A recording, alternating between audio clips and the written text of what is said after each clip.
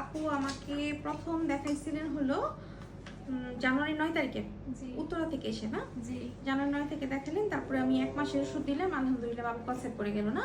জি। আপনি শেষ মাসিকের ডেট ছিল হচ্ছে 16 তারিখ। হ্যাঁ, আপনার ডিসেম্বরের 16 তারিখে ছিল, তখন একটু প্রবলেম পাইছিলাম, জাস্ট 2টা ওষুধ 3টা ওষুধ লিখে দিয়েছিলাম আপনাকে, তাই না?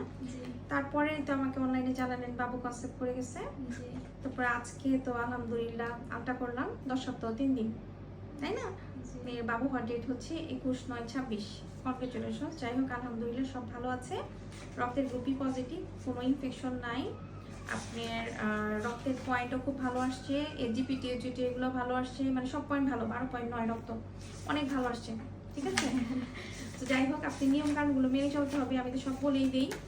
তারপরে হচ্ছে 10 সপ্তাহ যেহেতু 3 দিন, তাহলে 4, 5, 6, 7, 8, 9, 3, 4, 5, 6, 7 4 দিন আর 1 সপ্তাহ, তার হচ্ছে 7, 8, 9, 10, 11 দিন আর আপনি ফলিক অ্যাসিডটা খাবেন।